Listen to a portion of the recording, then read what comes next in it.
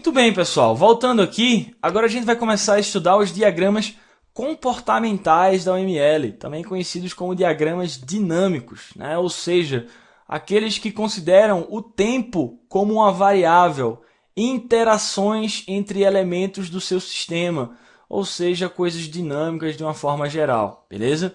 A gente vai começar estudando pelo diagrama de casos de uso. Vocês estão vendo aí que são 7 diagramas, pessoal. Diagrama de casos de uso, atividade, máquina de estados e aqueles outros 4 ali debaixo daquela subespecialização que eu falei para vocês, né, que são os diagramas de interação.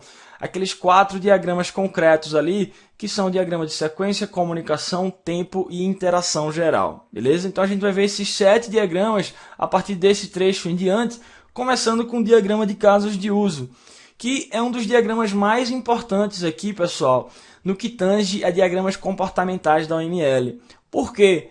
Porque casos de uso, pessoal, todo mundo conhece, né? Uma das principais técnicas de elicitação de requisitos, lá como a gente estuda na nossa aula de requisitos, e também um dos diagramas mais cobrados em provas de seleção, ok? Então vamos começar por ele, já que ele é um dos mais importantes. Vamos lá. Qual é a ideia aqui, pessoal? Qual é o contexto? É o seguinte, todos esses diagramas que a gente estudou até agora, diagramas estáticos da UML, classes, objetos, componentes, mostram elementos internos do seu sistema, elementos do seu próprio sistema interagindo entre si, seja de uma forma estática, seja de uma forma dinâmica, como outros diagramas dinâmicos que a gente vai estudar aqui mais para frente, tá?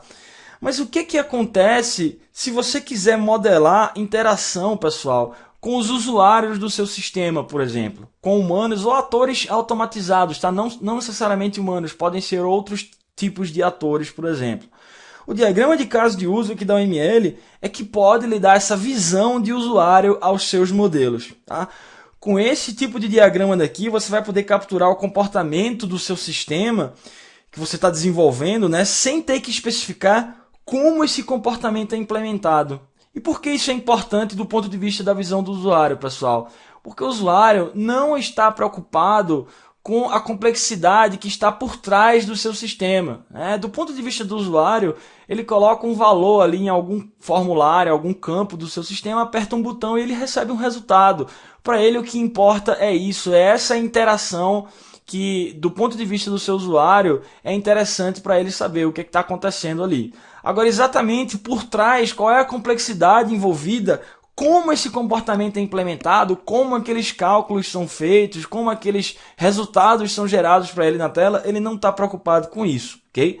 Então, de todos esses diagramas que a gente estudou aqui, o que vai lhe dar essa visão de usuário, essa visão externa para os seus modelos, é justamente o diagrama de casos de uso, e é por isso que a gente vai começar estudando por ele, para dar esse foco no usuário, em termos de interações dinâmicas com o seu sistema, pessoal.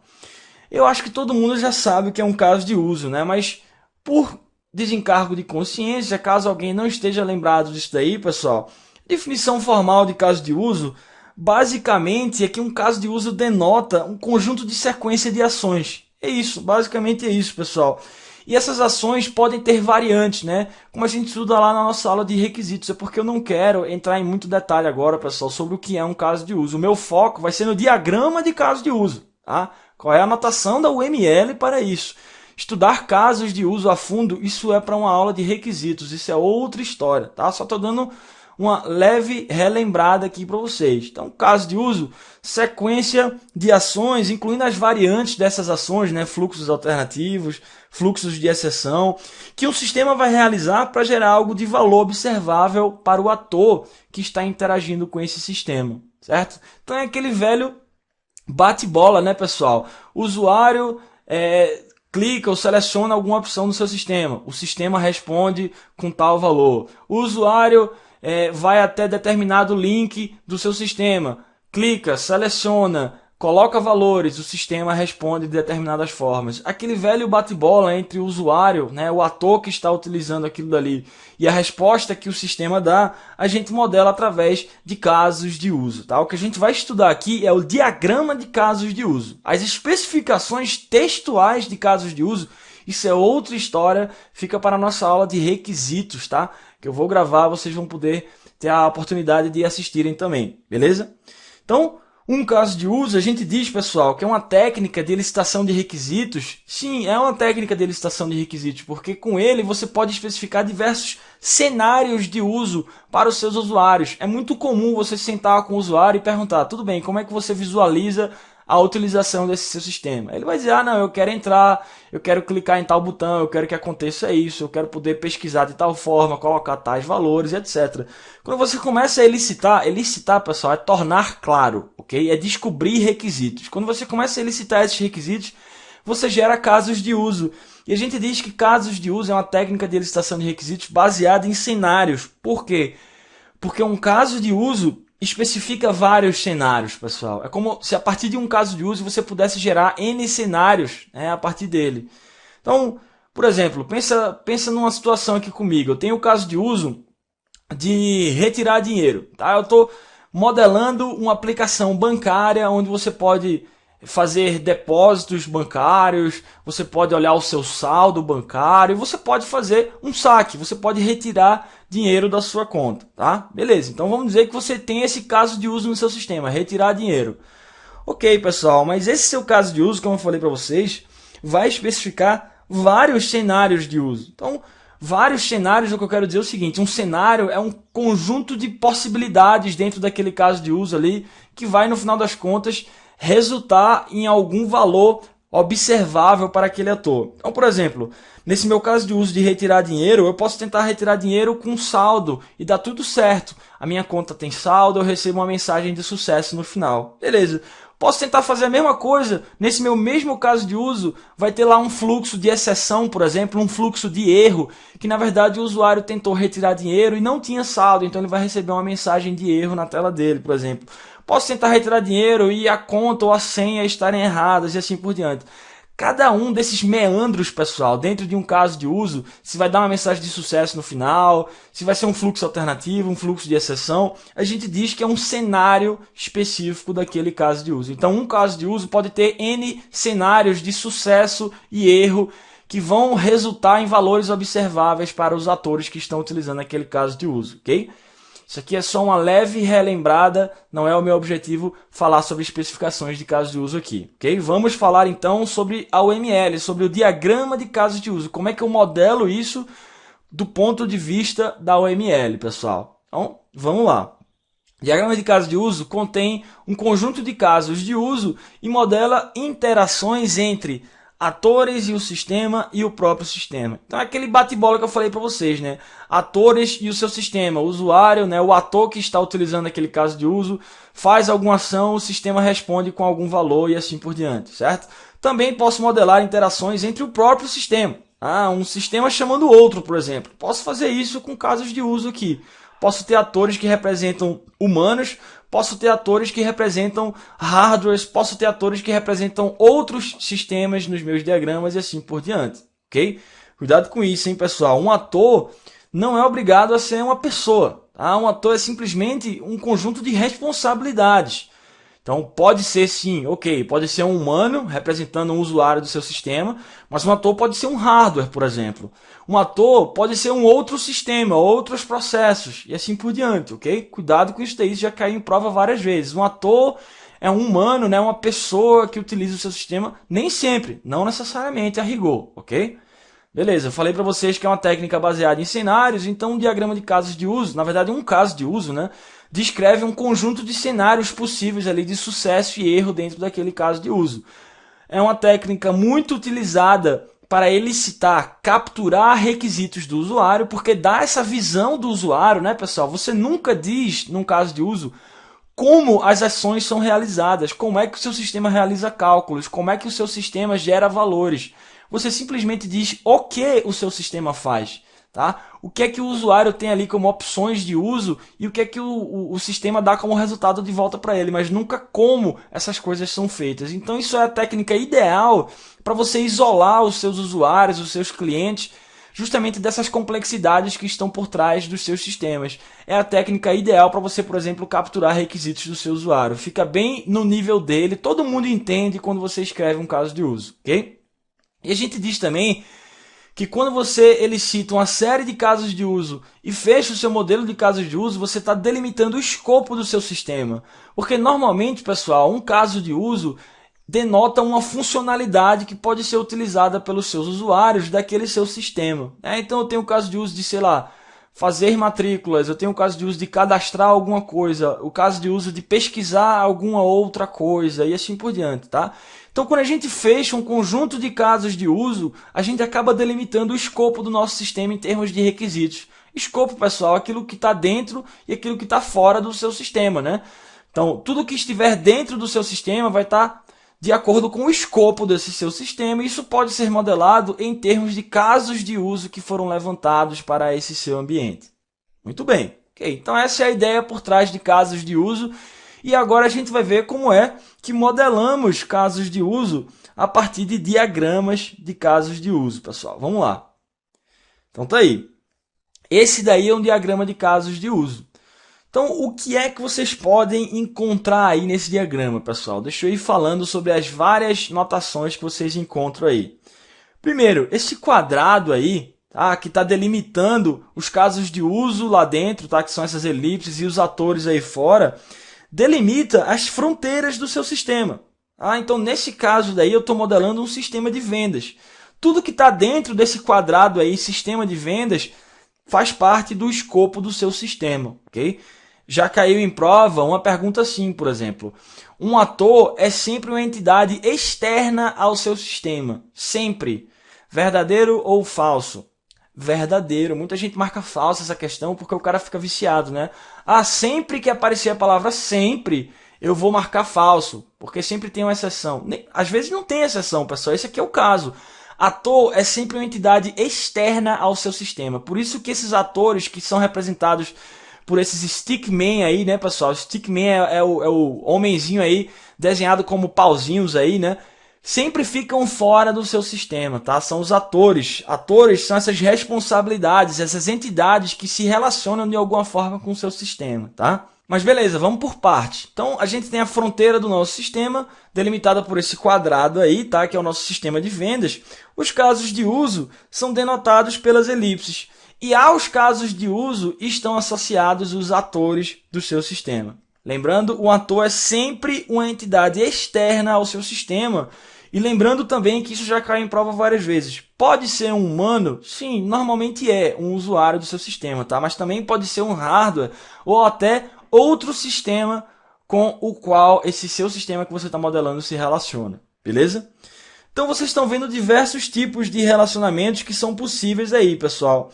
Por exemplo, você tem relacionamentos entre casos de uso. Então tá lá, os casos de uso representam as funcionalidades desse meu sistema de vendas. Fazer pedido, verificar pedido, entregar produto, fornecer produto, calcular postagem. Cada uma dessas elipses aí é um caso de uso do meu sistema. E eu tenho relacionamentos entre casos de uso. Tá aí, ó, um caso de uso que estende o outro, um caso de uso que inclui o segundo dentro dele e assim por diante, tá? Vou falar sobre esses relacionamentos.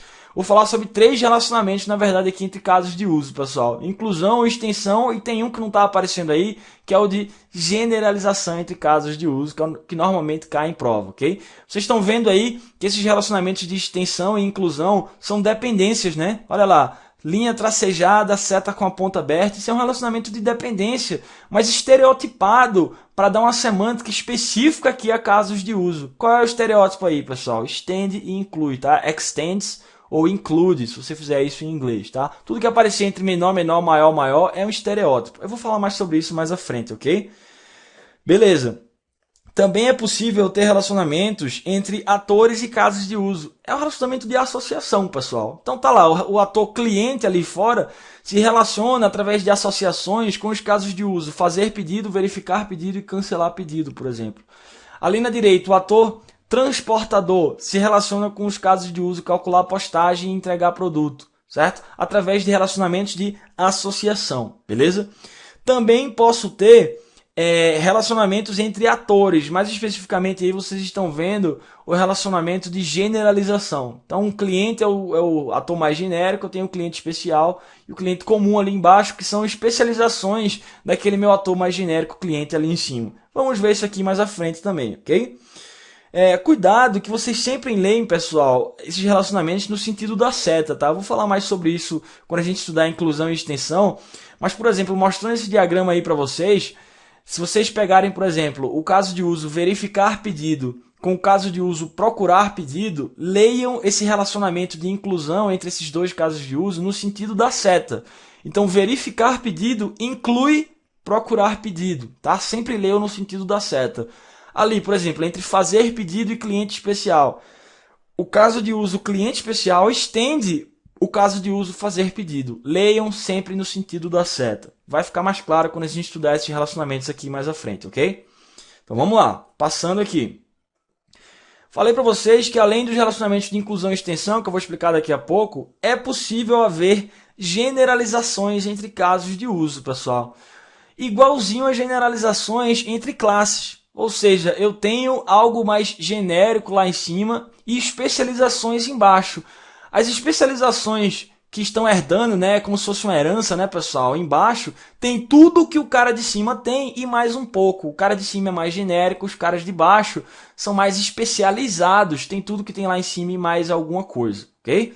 É o caso aqui, é o que eu estou falando. O filho herda o comportamento do pai, podendo adicionar e redefinir passos em pontos arbitrários do comportamento original. Então, vamos lá, o exemplo que eu estou mostrando aqui para vocês é o seguinte. Tem 3 casos de uso aí, pessoal, só que um deles é o mais genérico. E os outros 2 ali de baixo estão herdando dele, tá? Então a generalização aí é entre realizar pagamento, que é o mais genérico, e realizar pagamento com cartão de crédito e realizar pagamento com cheque. E o que quer dizer isso? Olha lá, lendo de novo. Os filhos ali embaixo de realizar pagamento com cartão e pagamento com cheque herdam o comportamento do pai. Ok, tem tudo que o realizar pagamento ali em cima tem, mas em algum ponto dos fluxos de ações, né, das sequências de ações desses 2 casos de uso aqui embaixo, eles podem, né, não é obrigado, mas podem adicionar ou até redefinir passos em pontos arbitrários dele, do comportamento original que veio lá de cima. Então, no exemplo que eu estou dando aí para vocês, é bem claro. Tem tudo que tem em realizar pagamento, mas em algum ponto de ação, desse meu caso de uso de realizar pagamento com cartão de crédito, por exemplo, eu vou pedir o número do cartão, por exemplo. Certo? Posso ter um fluxo lá dentro desse caso de uso que diz, olha, eu sou um comportamento especializado, eu sou um pagamento com cartão de crédito. Então, em algum momento aqui eu vou ter que pedir o número do cartão, por exemplo, a senha do cartão e assim por diante, ok?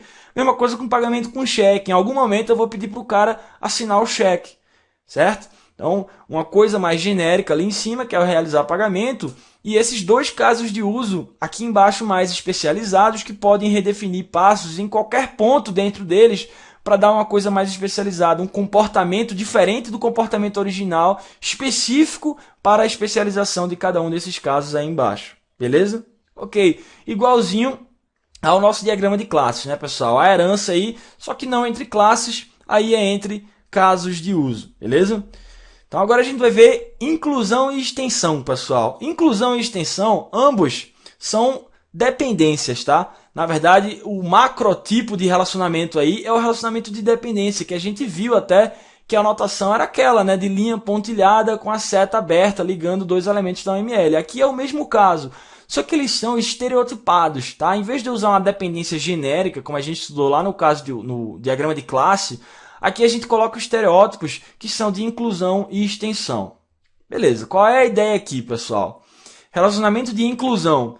Use quando o mesmo comportamento se repete em mais de um caso de uso e o processo de realizar X sempre envolve realizar Y pelo menos uma vez. O que quer dizer isso, pessoal? Vamos voltar aqui no diagrama que vocês vão entender melhor. Tá lá, eu tenho um relacionamento de inclusão, por exemplo, entre cancelar pedido e procurar pedido. Cancelar pedido inclui o caso de uso procurar pedido.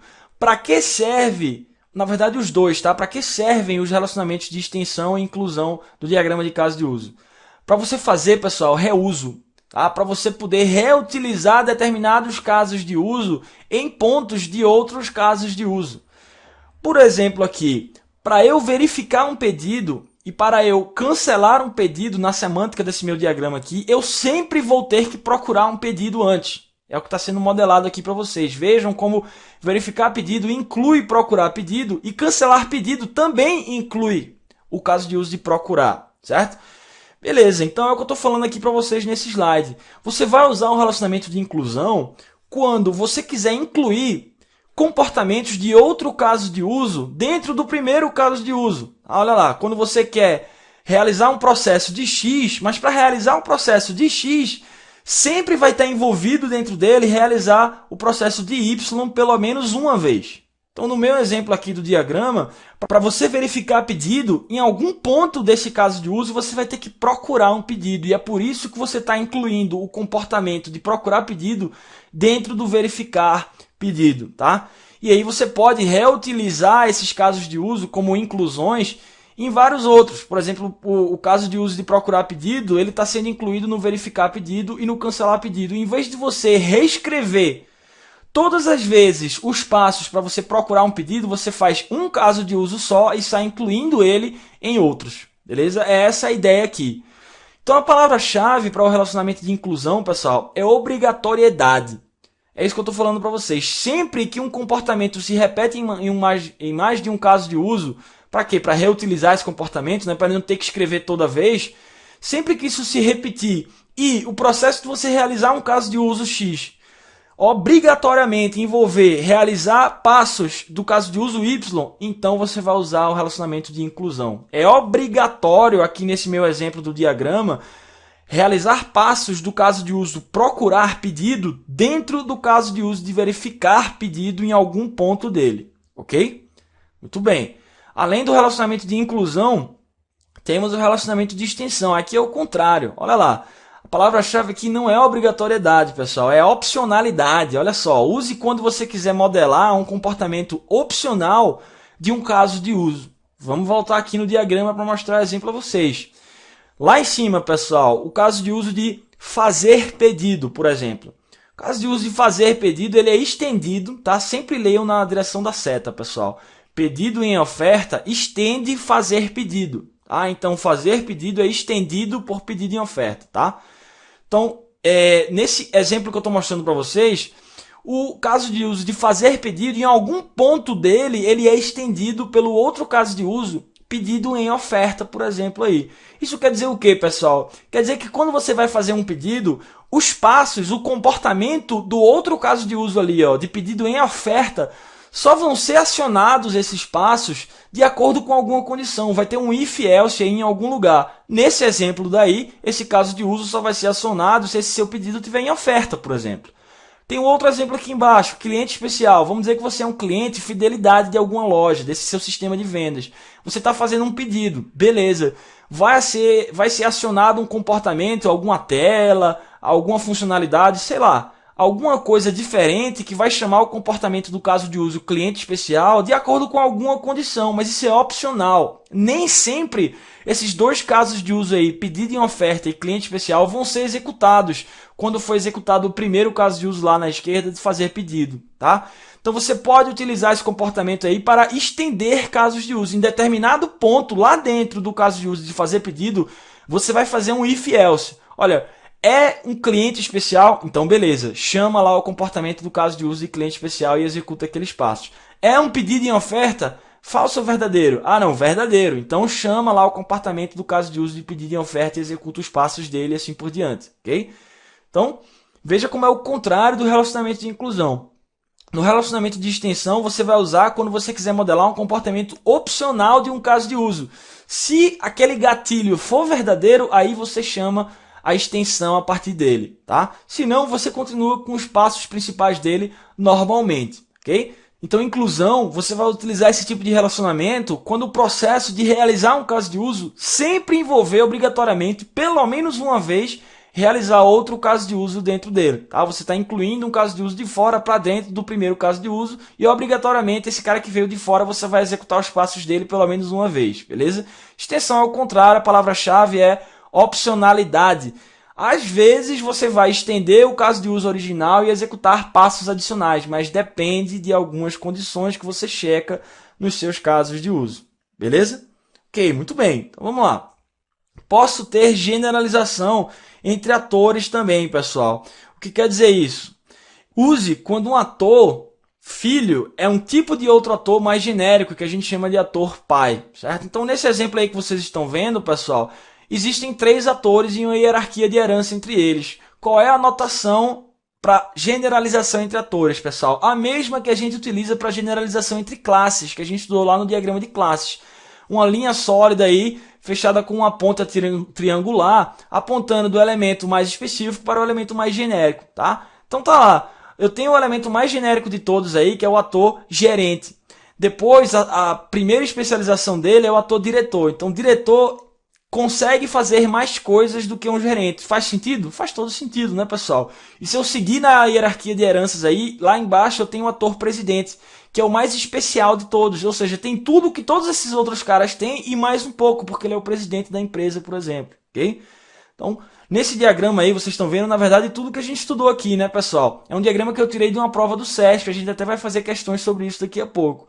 Então, vocês estão vendo atores, generalização entre esses atores, os próprios casos de uso aí, né, criar projeto, informar dados, relacionamentos de inclusão e extensão, tá? Sempre com aquela anotação, né, de dependência, pessoal, linha pontilhada com a ponta aberta, só que com um estereótipozinho ali do lado, include ou extend e assim por diante, beleza? Ok, então posso ter também generalização entre atores, além desses relacionamentos que já estudamos, de inclusão e extensão, beleza? E podemos ter generalização entre casos de uso também, hein? Cuidado, não se esqueçam disso. Entre casos de uso, podemos ter 3 relacionamentos, generalização, inclusão e extensão. Entre atores, podemos ter o relacionamento de generalização. E entre atores e casos de uso, a associação, a própria associação entre o ator e o caso de uso, essa linha sólida ligando os dois, ok? Beleza? Então, para fechar aqui, pessoal, esse trecho, no próximo a gente vai fazer algumas questões aqui. Quais são os tipos de casos de uso que eu posso ter no meu sistema? Eu posso ter um caso de uso concreto e um caso de uso do tipo abstrato.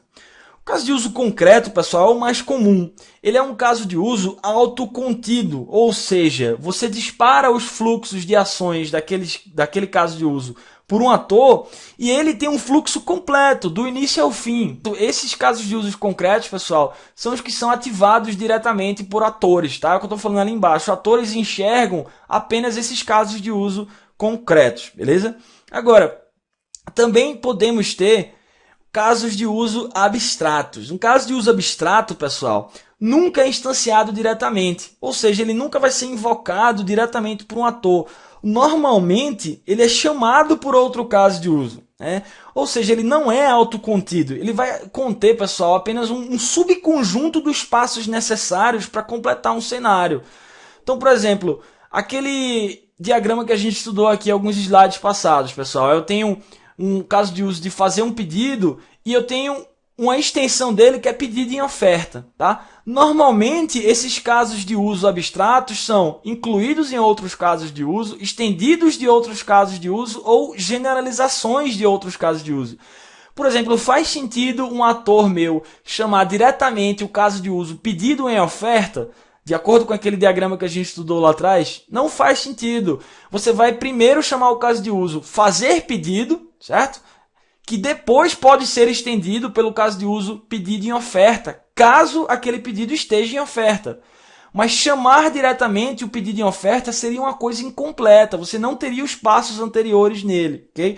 Então não é um caso de uso que tem o seu fluxo constituído de ponta a ponta. Ele já começa do meio, é como se ele já começasse do meio do fluxo para frente, tá? Um caso de uso abstrato nunca vai ser completo, nunca vai ser autocontido e nunca vai ser instanciado diretamente. Por instanciado diretamente, pessoal, leia-se, nunca vai ser invocado diretamente por um ator, ok? A notação para isso daí, antes que eu esqueça, pessoal, como qualquer coisa abstrata, como a gente estudou lá no nosso diagrama de classes, é você escrever o nome do caso de uso em itálico, certo? Toda vez que o nome do caso de uso aparecer em itálico nos diagramas, significa que ele é um caso de uso abstrato, é um caso de uso incompleto. Normalmente, não é obrigado, normalmente vai ser um caso de uso que está sendo incluído em outro, ou um caso de uso que está estendendo um primeiro, ou um caso de uso genérico que está fazendo parte de uma hierarquia de generalizações no seu diagrama, ok? Atores, então, enxergam, conseguem invocar diretamente apenas os casos de uso concretos, pessoal. Beleza? Ok. No próximo trecho, a gente faz algumas questões sobre casos de uso, pessoal. E aí, fecha esse diagrama, podemos passar para o próximo, que será o diagrama de atividade. Ok? Voltamos já.